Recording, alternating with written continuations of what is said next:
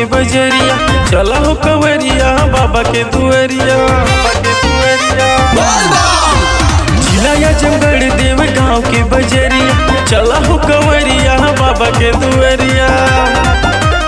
मनवा के श्रद्धा पुराएंगे, कांवर काशी बनारस गंगा जी से भर कर लाएंगे।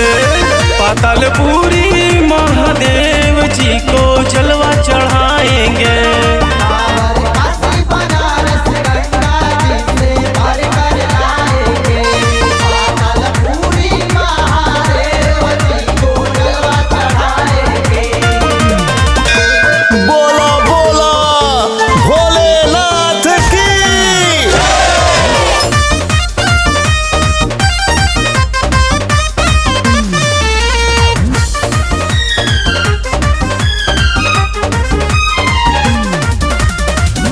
में बुढ़ो बाबा जी के पावन बाटे धाम हो, आके कंवरिया सब करे विश्राम हो, करे विश्राम। बगले में बुढ़ो बाबा जी के पावन बाटे धाम हो, आके कंवरिया सब करे विश्राम हो। श्री हनुमान जी के होला जय करिया, मंदिर में शिवलिंग पूजले पुजरिया।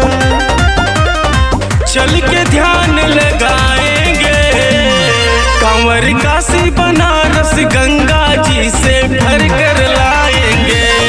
पातालपुरी महादेव जी को जलवा चढ़ाएंगे।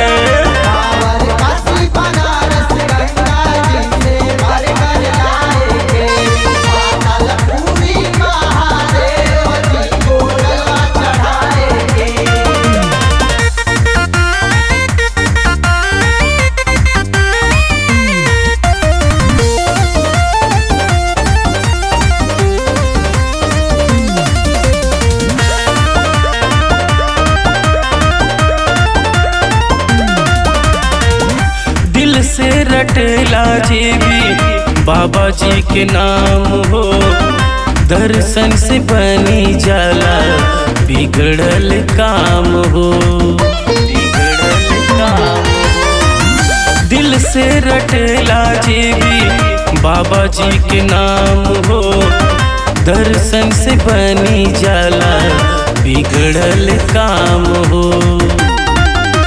सावन में झूमी झूमी गावेले भजनिया, पागल गुरु पवन छोटू पूजले चरनिया। बाबा जी को मनाएंगे, कांवर काशी बनारस गंगा जी से भर कर लाएंगे। पातालपुरी महादेव जी को जलवा चढ़ाएंगे।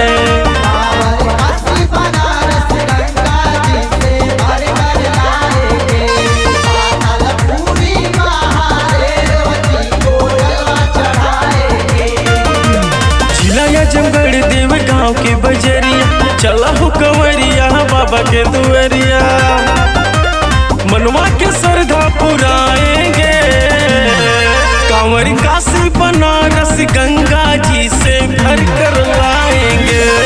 पातालपुरी महादेव जी को जलवा चढ़ा